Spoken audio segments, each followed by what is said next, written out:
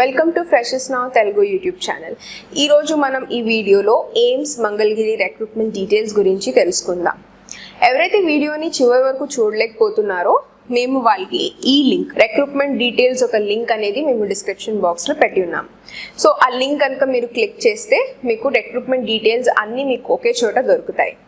లేదా మీరు గూగుల్కి వెళ్ళి ఎయిమ్స్ మంగళగిరి రిక్రూట్మెంట్ 2021 ఫ్రెషెస్ నౌ అని సెర్చ్ చేస్తే మీకు ఫ్రెషెస్ నౌ వెబ్సైట్ అని కనిపిస్తుంది. మీరు ఫ్రెషెస్ నౌ వెబ్సైట్ని క్లిక్ చేస్తే ఈ పర్టిక్యులర్ రిక్రూట్మెంట్ డీటెయిల్స్ అన్నీ మీకు ఒకే చోట దొరుకుతాయి.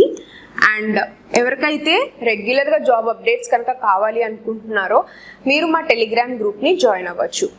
ఈ గ్రూప్కి జాయిన్ అవ్వాల్సిన లింక్ కూడా మేము డిస్క్రిప్షన్ బాక్స్లో పెట్టాము. లింక్ని క్లిక్ చేస్తే మీరు డైరెక్ట్గా గ్రూప్ని జాయిన్ అయిపోవచ్చు. ఈ వీడియోలోకి వెళ్లే ముందు మా ఛానల్ని సబ్స్క్రైబ్ చేసుకోండి. మరిన్ని కొత్త వీడియోస్ కోసం పక్కనే ఉన్న బెల్ ఐకాన్ని ప్రెస్ చేయండి. రిక్రూట్మెంట్ డీటెయిల్స్ ఇప్పుడు తెలుసుకుందాం. Organisation name All India Institute of Medical Sciences Mangalagiri. ఈ పర్టికులర్ ఆర్గనైజేషన్ నుంచి professor, additional professor, associate professor and assistant professor ఈ పోస్టులు అనేది ఓపెన్ చేశారు అప్లై చేయడానికి. సో ఈ పర్టిక్యులర్ పోస్ట్కి 119 వేకెన్సీస్ అనేవి ఉన్నాయి. నోటిఫికేషన్ డేట్ 3rd May 2021 నుంచి స్టార్ట్ చేశారు అండ్ క్లోజింగ్ డేట్ వచ్చేసి 16th May వరకు ఉంది.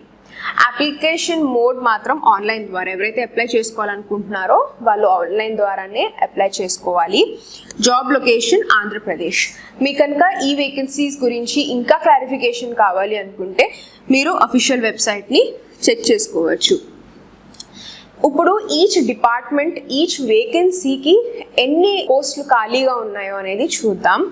సో ప్రొఫెసర్ పోస్ట్కి 29 వేకెన్సీస్ ఉన్నాయి, అడిషనల్ ప్రొఫెసర్కి 18 వేకెన్సీస్, అసోసియేట్ ప్రొఫెసర్కి 27, అసిస్టెంట్ ప్రొఫెసర్కి 45. సో ఇన్ టోటల్ 119 పోస్ట్స్ అనేది ఖాళీ ఉన్నాయి. అండ్ ఇప్పుడు పర్టిక్యులర్ పోస్ట్కి కావాల్సిన రిక్వైర్డ్ ఎక్స్పీరియన్స్ లేదా ఎడ్యుకేషన్ క్వాలిఫికేషన్ ఒక క్యాండిడేట్ ఉండాల్సింది.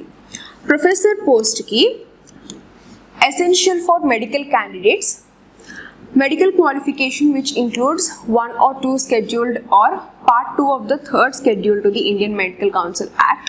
సో మీరు మెడికల్ క్వాలిఫైడ్ అయి ఉండాలి, పోస్ట్ గ్రాడ్యుయేషన్ డిగ్రీ ఉండాలి, MD కానీ MS కానీ అది కూడా ఒక రికగ్నైజ్డ్ యూనివర్సిటీ నుంచి మీకు సర్టిఫికేట్ వచ్చి ఉండాలి. లేకపోతే MCH for surgical super specialities, DM for medical super specialities. లేకపోతే మీకు 2 or 3 years or 5 years recognised course చేసి ఉండాలి. అది కూడా ఒక క్వాలిఫికేషన్ సర్టిఫికేట్తో మీరు అక్కడ సబ్మిట్ చేయాలి.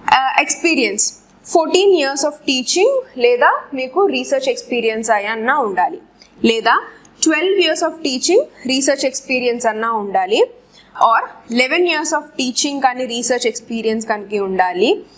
Essential for non medical. So ఇదంతా మెడికల్ క్యాండిడేట్స్కి.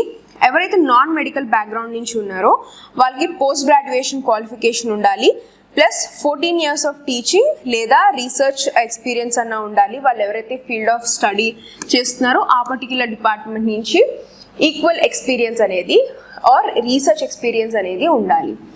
Next post additional professor post.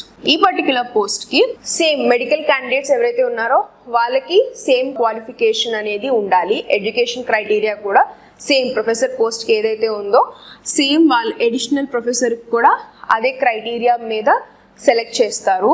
Next experience వచ్చేసి 10 years ఆఫ్ టీచింగ్ లేదా రీసెర్చ్ ఎక్స్పీరియన్స్ అయి ఉండాలి. Essential for super speciality disciplines. ఎవరైతే సూపర్ స్పెషాలిటీ డిసిప్లిన్స్ నుంచి ఉన్నారో వాళ్ళకి మెడికల్స్కి అయితే సేమ్ క్వాలిఫికేషన్ ఉండాలి. And DM in the respective disciplines for the medical super specialities లేదా 5 years ఆఫ్ రికగ్నైజ్డ్ కోర్స్ అన్న చేసి ఉండాలి. ఎక్స్పీరియన్స్ 8 years ఆఫ్ టీచింగ్ లేదా రీసెర్చ్ ఎక్స్పీరియన్స్ ఉండాలి, లేదా 7 years ఆఫ్ టీచింగ్ లేదా రీసెర్చ్ ఎక్స్పీరియన్స్. నాన్ మెడికల్ క్యాండిడేట్స్కి ప్రొఫెసర్ పోస్ట్కి ఏదైతే ఉందో సేమ్ క్వాలిఫికేషన్ బేస్ మీద ఈ పర్టిక్యులర్ పోస్ట్ కూడా సెలెక్ట్ చేస్తారు. అండ్ ఎక్స్పీరియన్స్ వచ్చేసి 10 years ఆఫ్ టీచింగ్ లేదా రీసెర్చ్ ఎక్స్పీరియన్స్ అన్న ఉండాలి. నా అసోసియేట్ ప్రొఫెసర్కి మెడికల్ క్యాండిడేట్స్కి జనరల్ డిసిప్లిన్ నుంచి ఎవరైతే ఉన్నారో ప్రొఫెసర్ పోస్ట్కి ఏదైతే ఉందో అదే సేమ్ ఈ పర్టికులర్ పోస్ట్ కూడా అదే క్రైటీరియా మీద సెలెక్ట్ చేస్తారు. 6 years ఆఫ్ ఎక్స్పీరియన్స్ ఉండాలి టీచింగ్ లేదా రీసెర్చ్ ఎక్స్పీరియన్స్లో. ఎసెన్షియల్ ఫర్ సూపర్ స్పెషాలిటీ డిసిప్లిన్స్కి అయితే ప్రొఫెసర్ పోస్ట్కి ఏదైతే ఉందో మెడికల్స్కి ఎవరైతే మెడికల్ బ్యాక్గ్రౌండ్ నుంచి ఎవరైతే ఉన్నారో వాళ్ళు ప్రొఫెసర్ పోస్ట్కి ఏదైతే ఉందో అదే క్రైటీరియా మీద సెలెక్ట్ చేస్తారు.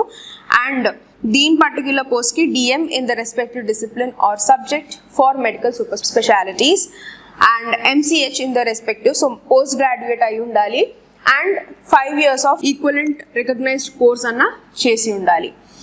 అసోసియేట్ ప్రొఫెసర్ పోస్ట్కి 4 years ఆఫ్ టీచింగ్ ఉండాలి లేదా రీసెర్చ్ ఎక్స్పీరియన్స్ లేదా 3 years ఆఫ్ టీచింగ్ కానీ రీసెర్చ్ ఎక్స్పీరియన్స్ కానీ.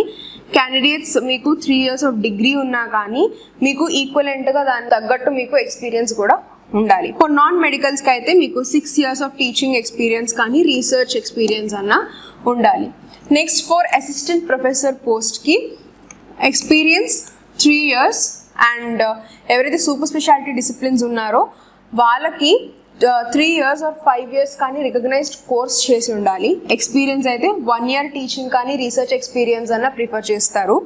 ఎసెన్షియల్ ఫర్ నాన్ మెడికల్ ఎవరైతే నాన్ మెడికల్ నుంచి ఉన్నారో వాళ్ళకి 3 years ఆఫ్ టీచింగ్ కానీ రీసెర్చ్ ఎక్స్పీరియన్స్ అని ఉండాలి. నా ఏజ్ లిమిట్ ఏదైతే ఉందో ఈచ్ పోస్ట్కి డిఫర్ అవుతుంది. ప్రొఫెసర్ పోస్ట్కి ఒక క్యాండిడేట్ 58 years దాటి ఉండకూడదు.